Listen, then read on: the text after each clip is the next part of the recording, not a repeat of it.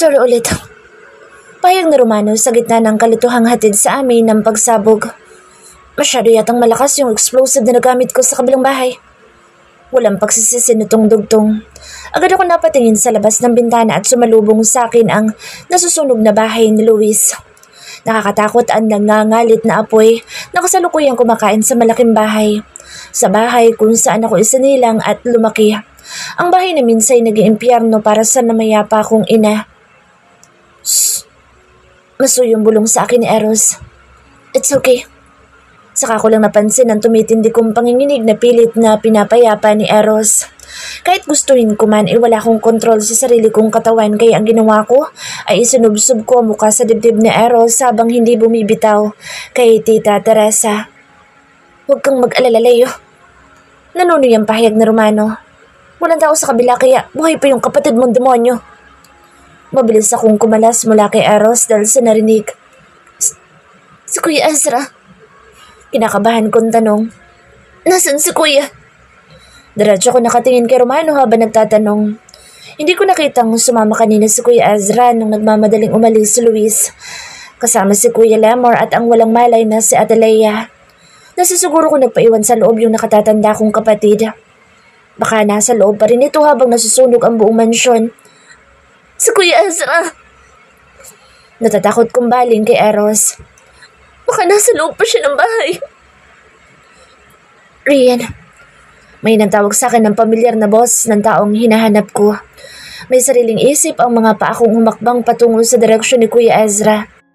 Medyo magulo ang buhok niya pero okay naman siya. Gusto ko lang siyang malapitan at masigurong hindi ako tatagos sa kanya. Masyado na ako maraming nasaksihang karahasan ngayong araw at ayoko makampante sa pagkakataong ito. Kailangan ko maramdaman na totoo nga ang kapatid na kaharap ko at hindi lang siya bunga ng ilusyon ko. Isang masuyong ngiti ang ibinigay sa akin ni Kuya Ezra. Lalo tuloy akong kinabahan dahil hindi naman niya ugali ang ganito kaya napabilis ang ginawa kong paghakbang palapit sa kanya. Sabi ko naman sa iyo na umalis ka na.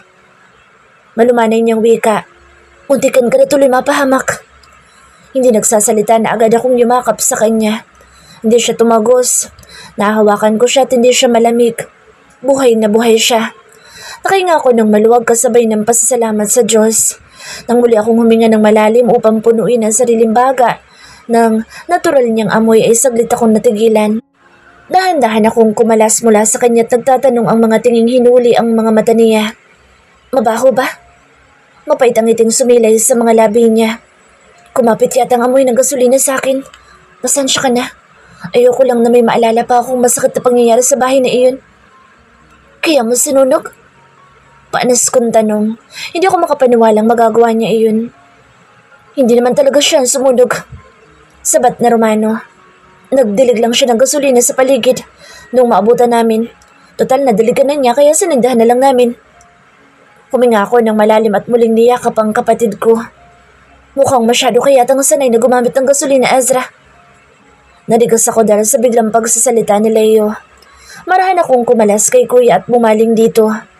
Kahit napapalibutan na ito ng mga tauhan ni na Eros at Romano, ay hindi pa rin ito kakikitaan ng pagkabahala. Nakataan ko lang ito ng ganong emosyon kanina nung aksidente nitong nabaril si Ate Sandra. Mariin ang pagkakatitig nito kay Kuya Ezra na parang may gustong iparating. Nang sulyapan ko si Kuya, wala ekspresyon na mukha nitong sinalubong ang tingin ni Leo. Nagpalipat-lipat ako ng tingin sa kanilang dalawa. Nakakapagtaka lang kung bakit parang ang bilis lumaganap ng apoy at may trace ng gasolina sa bodega ng mga pataba at sa kwadra ng mga kabayo. Tumiim ang anyo ni Leo habang nagsasalita. Ikaw ba ang kasabot ni Teresa? Direkta nitong tanong kay Kuya Ezra. Isang mapaklang ngiti ang unti-unting sumilay sa mga labi ni Kuya Ezra. Kumabog ang puso kong bumaling kay Tita Teresa upang humingi ng kumpirmasyon mula rito. Marahan tumango sa akin si Tita Teresa bilang sagot sa katanungang nakalarawan sa mukha ko. Marahas ako napabugan ng hangin. Saksi ako sa pagmamalasakit ni Kuya Ezra sa buong asyenda at mga taong umaasa rito at para gawin niya ang bagay na iyon ay sigurado akong sobrang sakit noon para sa kanya.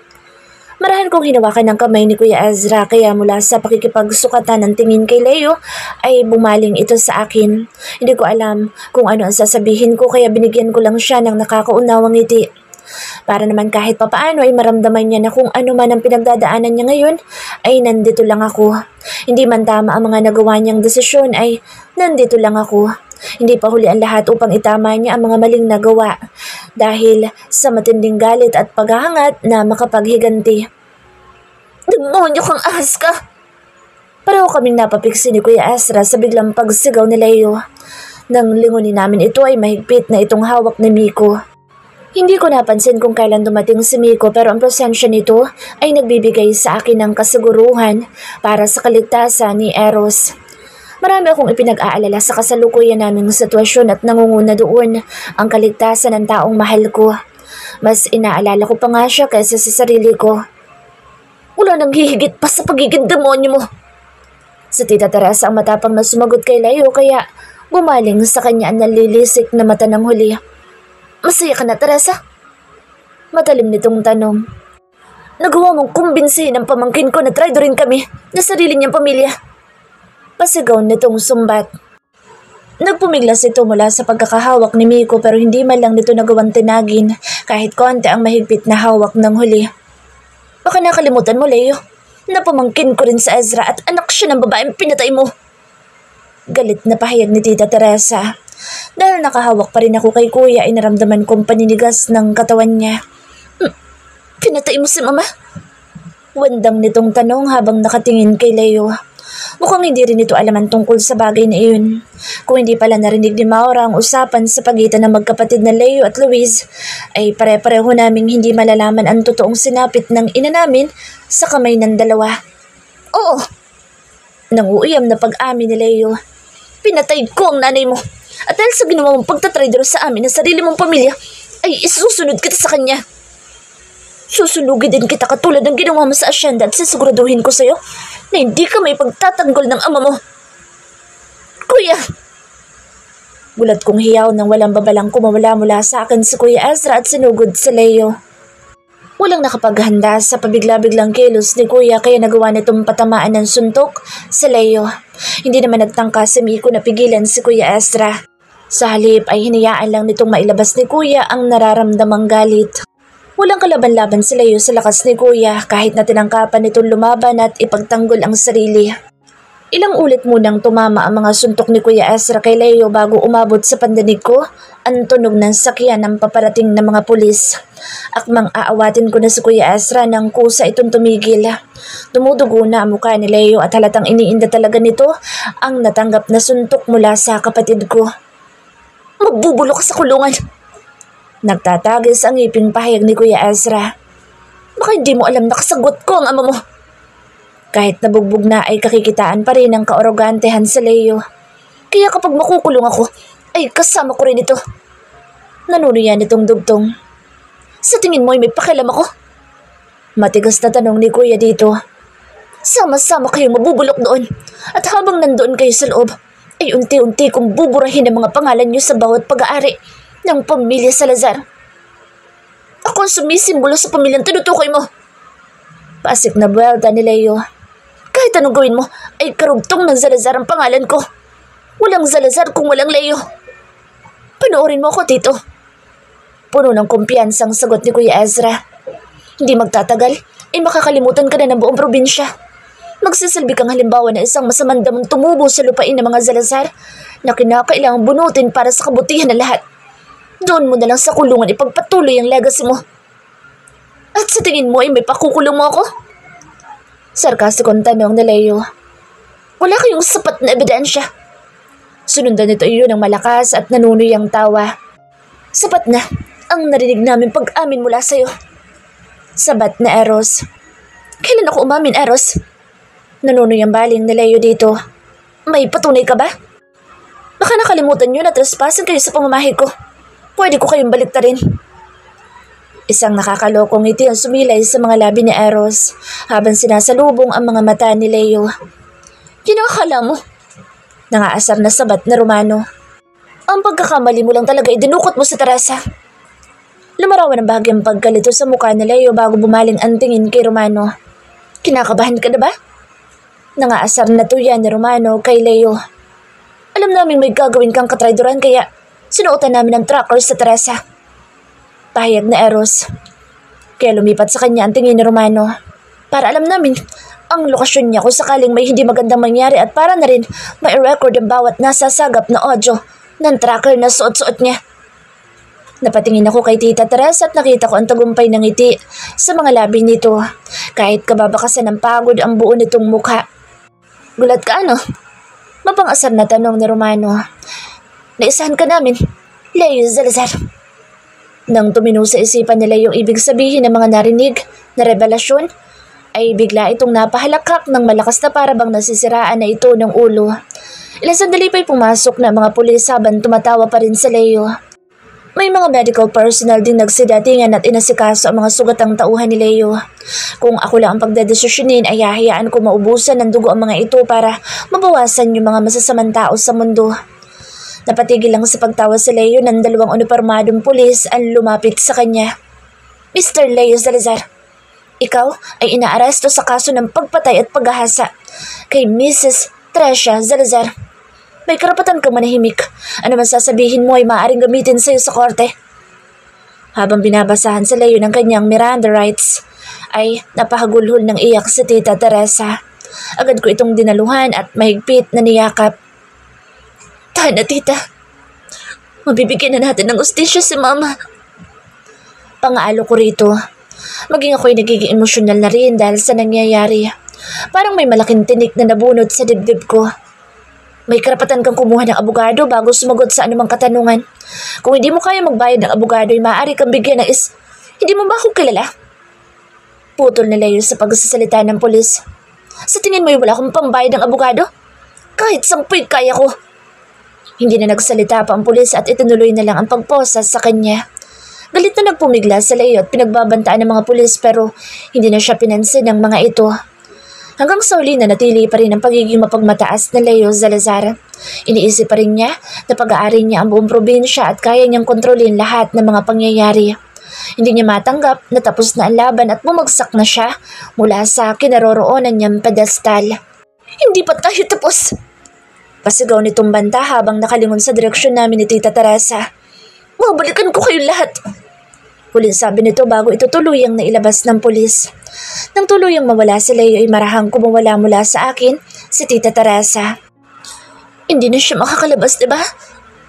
May pag-aalala sa mga mata niyang tanong sa akin. Nagtatanong ako na pasulyap kay Eros dahil maski ako'y hindi sigurado sa kayang gawin ni Leo. Hindi na siya mailalabas doon ng pera niya. Seryosong pahayag na Eros. Mabubulok na siya doon kasama mga kasabot niya. Parang nakahinga ng maluwag na napatungo-tungo si Tita. Marahan itong ngumiti sa akin. Pinasal ko naman ang kamay niyang hawak ko pa rin. Hindi sinasadyang napadako ang tingin ko sa balikat niya dahil napunit sa bahagi ng suot niyang damit. Sa bandang iyon ay kitang-kita ko ang sugat niya roon na naiwan ng latigo ni Leo. Kailangan mong magamot. Umiyok ang boses kong pahayag. Eros, dalhin natin siya sa ospital. Hindi na kailangan. Maagap na tanggi ni Tita. Gamot lang ang kailangan ko. Hindi po. Mariin kong protesta. Kailangan niyang matingnan ng doktor. Giit ko. Sa syudad na lang tayo dumiretso. Sabat na Romano. May kasama kong medical team. Pwede nilang mabigyan ng paunang lunas sa Teresa habang nasa biyahe tayo papuntang ospital. Agad namang pumayag si Tita Teresa. Mukha namang walang problema sa kanya ang maospital sa syudad. Siguro ay ayaw nilang manatili dito sa probinsya kung nasaan din sina Tita Luis at Leo. Naiintindihan ko siya. Darating din ang araw na hindi na niya pangangambahan ang sarili niyang kaligtasan sa tuwing nandito siya sa probinsya. Balang araw ay tuluyan na niyang maililibing sa limot ang takot na iniwan ni Leo at Luis Salazar sa kanyang puso. At kasabay noon ay ang tuluyang paglagay sa katahimikan ng namayapa kong ina dahil sa wakas ay nabigyan na ng hustisya ang sinapit nito. Isang araw muna ang pinalipas ko matapos sa nangyaring pag-aresto kay Leo at Luis Salazar bago ko ipinasyang dumalaw kay Ate Sandra sa ospital. Huling balita ko ay hindi naman malala ang natamo nitong sugat at nagpapagaling na lang ito. Laman ng mga balita ang nangyaring pag-aresto at pagkakulong ng magkapatid na Salazar. Walang nagawa ang mga abogado ng mga ito nang binasura ng korte ang kahilingan nilang makapagpiyansa. Nabalot ng kontrobersiya ang buong angka ng mga Salazar. Ilang beses na nagtangka ang mga kasapi ng media na kunin ang pahayag ko patungkol sa mga nangyari. Natakpan ng ingay ng iskandalo tungkol sa tunay kong pagkatao ang pagpapawalang bisa ng kasal ni na Ate Sandra at Eros. Mas interesado ang lahat sa nangyayari sa ina ko at sa saloobin ko sa sinapit nito. Nanatili si Ate Sandra sa ospital sa probinsya kaya sinamahan ako ni Eros sa pagdalaw ko ngayong araw. Habang naglalakad kami sa pasilyo ng ospital papunta sa kinaroroonan ng silid ni Ate Sandra ay bigla ako napahinto. Napakurap-kurap ako nang makilala ko kung sino ang makakasalubong namin ni Eros. Agad din napahinto si Kuya Lemmer sa pagtutulak ng wheelchair ni Ate Leia. Nang magtagpo ang mga mata namin. May benda sa ulo sa Ate Leia pero mukhang hindi iyon nakabawas sa taglay nitong kamalditahan. Kasalukuyang matalim ang tingin nito sa akin at hindi pa ito nagkasya doon dahil tumayo pa talaga ito mula sa sinasakyang wheelchair. Ewan ko kung bakit nakasakay ito roon gayong ulo naman itong may sugat at sinakikita ko ay kayang-kaya naman itong maglakad ng maayos. May kasama silang katulong ni Kuya Lemmer na nagbitbit ng ilang mga gamit. Siguro'y palabas na sila ng ospital. Nataon pa talaga sa araw ng pagdalaw ko kay Ate Sandra. Ang kapal na mukha mong tumuntong pa rin dito sa probinsya pagkatapos ng ginawa mo. Nanunumbat na salubong sa akin ni Ate Leia matapos tawirin ang ilang hakbang na nakapagitan sa aming dalawa. Kagagaling ko nga lang sa traumang tinamo ko sa mga nangyari noong nakaraang araw ay mukhang mapapasubo na naman ako. Hindi mo pagmamayari ang buong probinsya. May babala sa boss na sagot na Eros dito. Hindi nagbabago ang ekspresyon ni Ate Leia na bumaling sa kanya. Hindi rin ito norte, parang mas nakakataas kaysa isang Salazar. Mariing saan ni ate. Isa din akong Salazar. Mataray kong sabat. Huwag mo sana makakalimutan iyon. Mariin kong paalala dito. Awayin na niya ako, huwag lang sa Eros. The audacity! Napapantastikuhang bulalas ni Ate Leia at tinignan pa ako mula ulo hanggang paa. You're not even my father's daughter. Nanginsulto nitong dugtong. But I am Leo Salazar's. Hindi nagpapatalo ko sagot. Kahit nakakasukang aminin na ama ko ang demonyong iyon, ay bawing-bawi naman sa bumadang inis sa mukha ni Ate Leia. Tandaan mo, yung ama mo ay demonyo, pero yung sakin ay ang pinuno ng mga demonyo.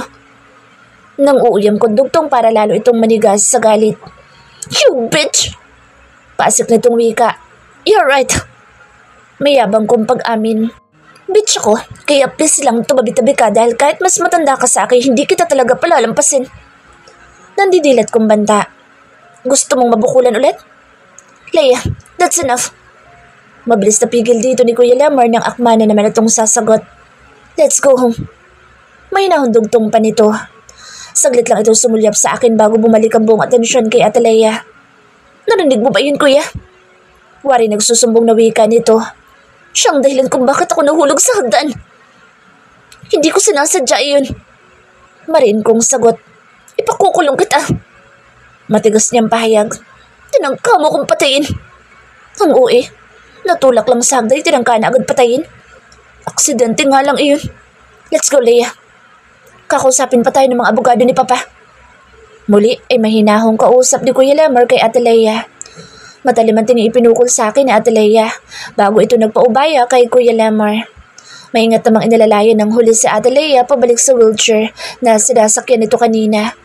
Hindi ko talaga maintindihan kung para saan ang wheelchair gayong mukha namang magaling na makipag-away sa Ate Leia.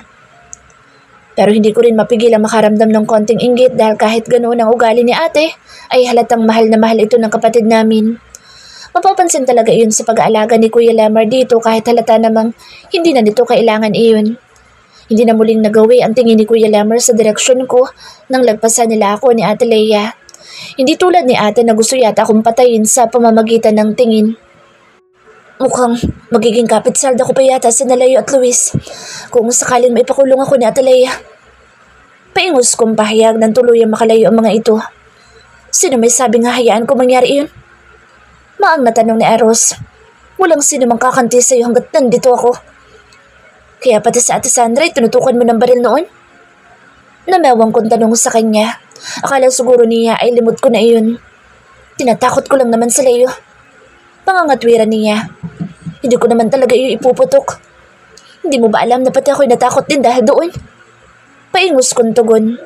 Huwag mo na ulit gagawin iyon dahil, naku, Hindi ka maililigtas ng miko mo mula sa sapa ko. Nanggigigil kong pananakot sa kanya. Opo, madam. Mamo niyang tugon. Anong madam? Mukha ba akong nanay mo? Gilalas kong tanong. Oo.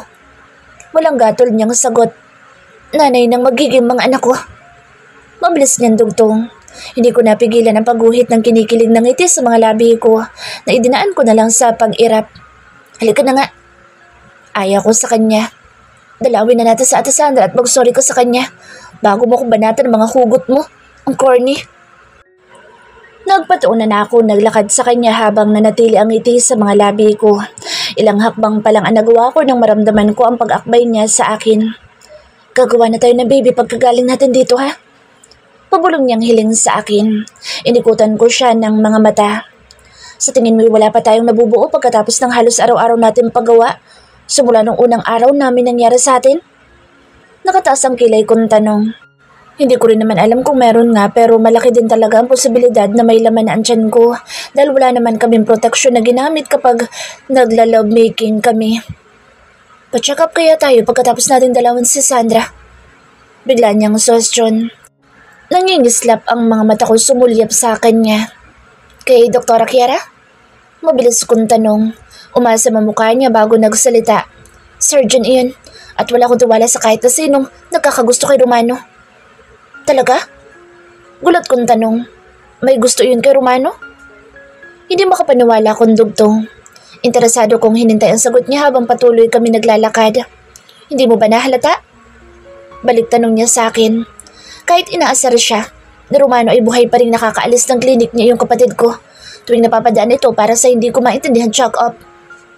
Napapalatak ako sa kanya. Buong akala ko ay may mabigat siyang basehan pero iyong pagiging malisyosong chismoso lang pala niya ang umiiral. Siyempre, doktor iyon, si Doktora Kiara. Kaya kahit sobrang nakakainis yung mukha at pulang buhok ng kapatid mo'y titiisin niya. Doktor tagapagligtas ng buhay. Kahit ang sarap ng tirisin ng kapatid mo. Basta ha, kahit ano mangyari, wag na wag mong paglilinhan sa Kuya Romano. Hiling niya sa akin. Ako yung maglilihi pero utos yun ng baby na nasa tiyan ko. Kaya dapat ay yung magiging anak natin ang kakausapin mo. Nakanguso kong sabi. Paano yan? Namamroblema niyang tanong. Mukhang dapat na talagang bumalik ni Kuya sa Amerika bago pa tayo makabuo ng baby.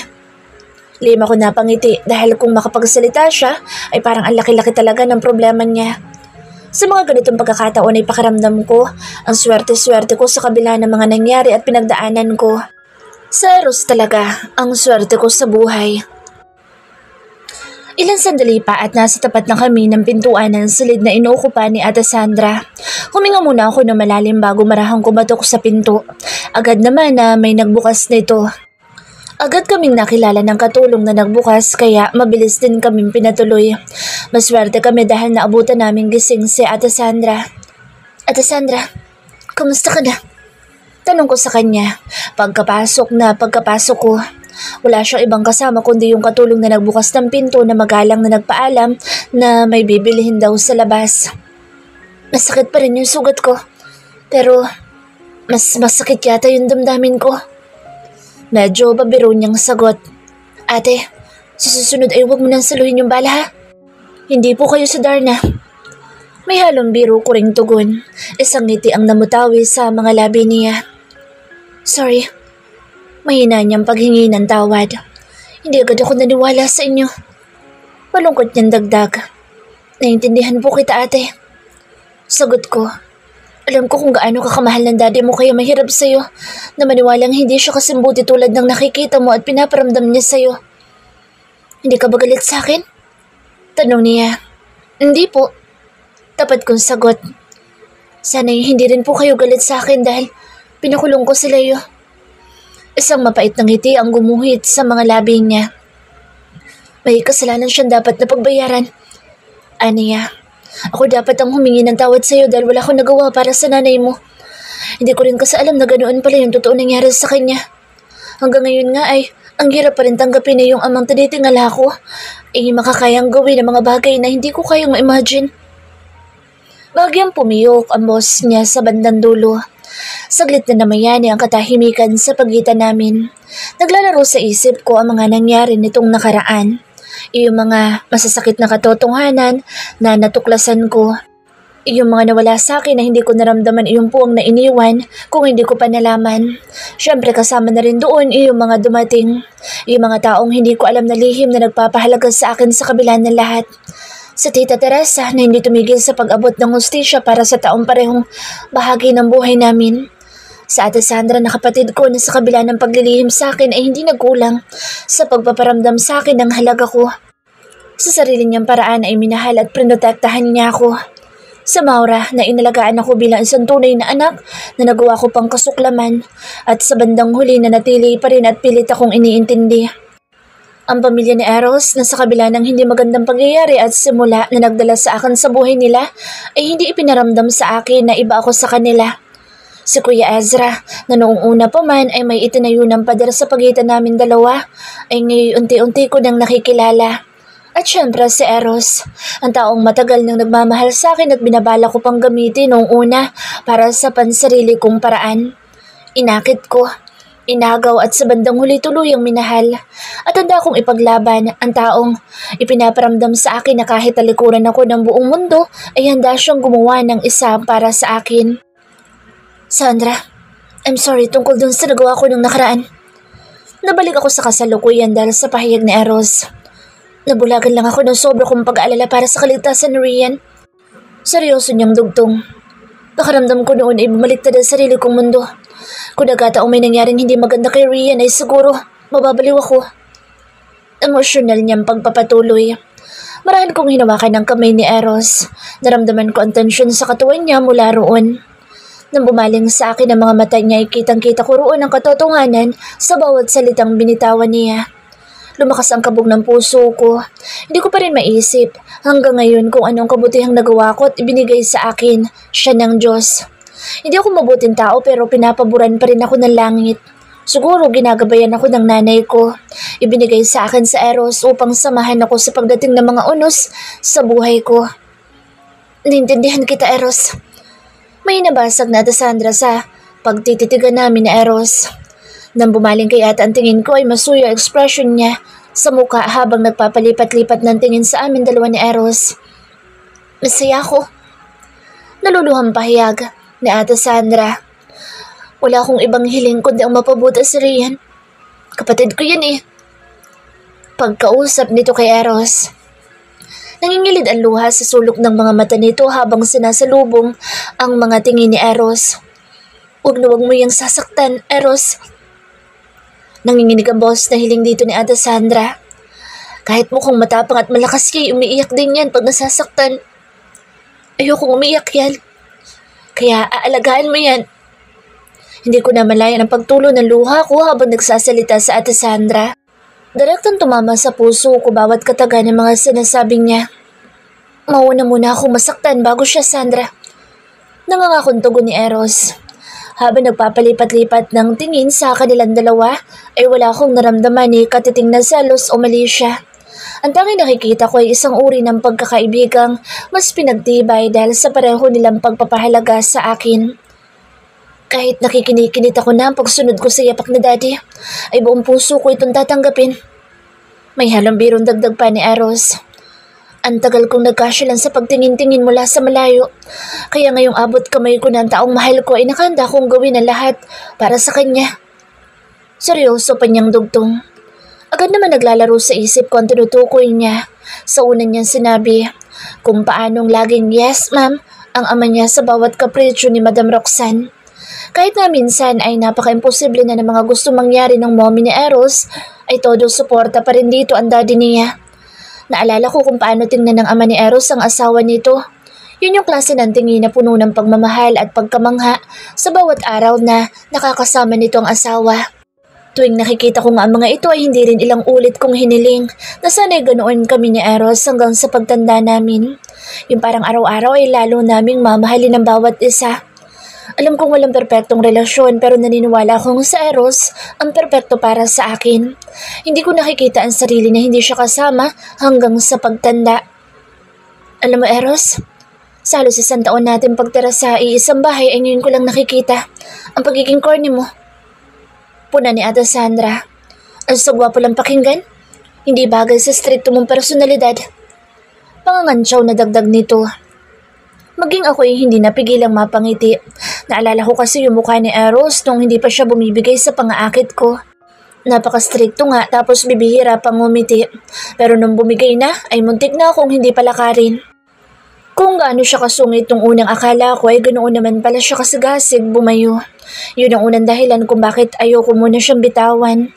Pero kalaunan ay napagtanto kong minahal ko na nga siya. Hindi dahil sa galing niya sa kama kundi dahil sa hatid niyang saya sa puso ko. Nahihirapan ako ipaliwanag kung bakit at papaano nga ba ako nahulog sa kanya. Siguro ginalingan niya masyado kaya heto, batay na batay ako.